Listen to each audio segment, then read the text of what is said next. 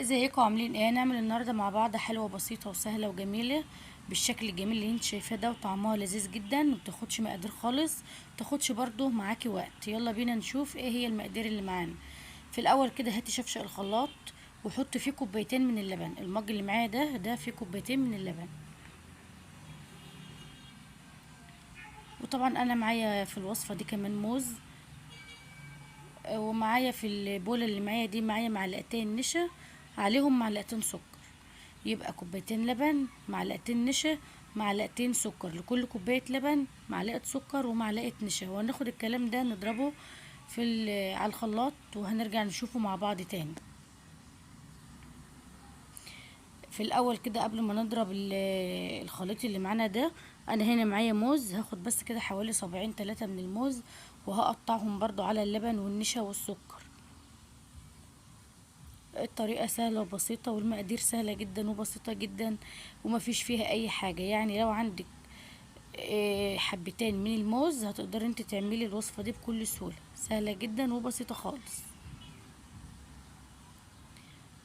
انا هنا بعد ما ضربت الخليط اللي معايا ده بقى احطيه في حلة كده على النار، وقلبي بس في الخليط ده. خلي ايدك فيه على طول علشان ما يتكتلش معاكي ويكلكع معانا. طبعا هو لسه انا بقلب فيه زي ما انت شايفه كده على طول، لسه ما وصلتش للقوام اللي انا عايزاه. شايفه لسه شويه عليه. احنا هنخلي القوام بتاعه زي قوام ايه مثلا كده، زي قوام المهلبيه مثلا كده. تمام، بس خدي بالك اوعي يربط منك قوي، زي قوام المهلبيه كده بالظبط كده. طبعا قلبي انا كده خلاص القوام مظبوط مية مية معايا. طبعا هو مش مكلكع يا بنات. القطع اللي فيه دي قطع موز، مفيش اي مشكله، لان الوصفه اللي معانا دي هي اصلا بالموز، فمفيش اي مشكله لو انت الخلاط بتاعك ما ضربش الخليط ده قوي. فما تقلقيش خالص، هو كده كده موز وحاجه حلوه يعني. خلاص انا كده القوام ده المطلوب زي ما انت شايفه كده. هاتي بقى البولات بتاعتك او الكاسات او الحاجه اللي انت هتصب فيها، ووزعي كده الخليط على الكاسات او البولات اللي عندك بالشكل ده كده، او زي ما انت حابه او المقدار اللي انت تحبيه بقى. تمام، الطريقه سهله وبسيطه، الوصفه اصلا ما فيهاش اي حاجه، كلتها كده على بعضها بتاخد معاكي حوالي 10 دقايق بس. انا كده بعد ما وزعت الخليط اللي معايا ده كده على البولات اللي معايا، صابعين الموز اللي اتبقوا معايا لو تفتكريهم انا قطعتهم شرايح كده وحطيتهم على وش الخليط اللي انا عملته ده، او المهلبيه اللي انا عملتها دي.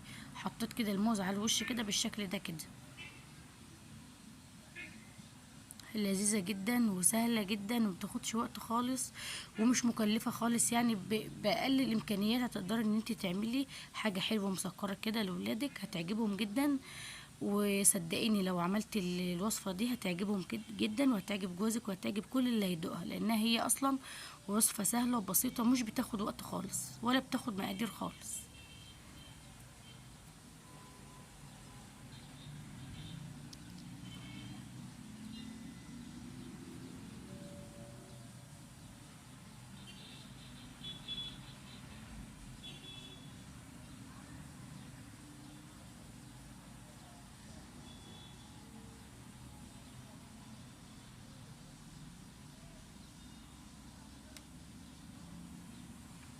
تمام كده. انا هنا بقى معايا صوص كراميل جاهز زي اللي انا وريتهولك ده كده.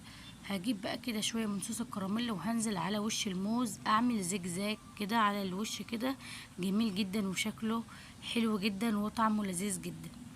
بس كده شفتي بقى الطريقه والوصفه بتاعتنا سهله وبسيطه خالص ازاي.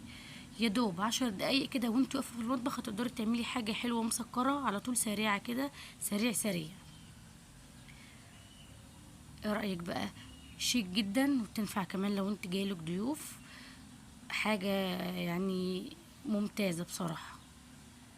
ادي شكلها. طبعا بندخلها التلاجة تسقعيها في التلاجة، وبألف هنا وشفا على قلبك. يا ريت بقى لو الفيديو عجبك وما اشتركتش في القناة اشتركي وفعل الجرس علشان يوصلك كل جديد.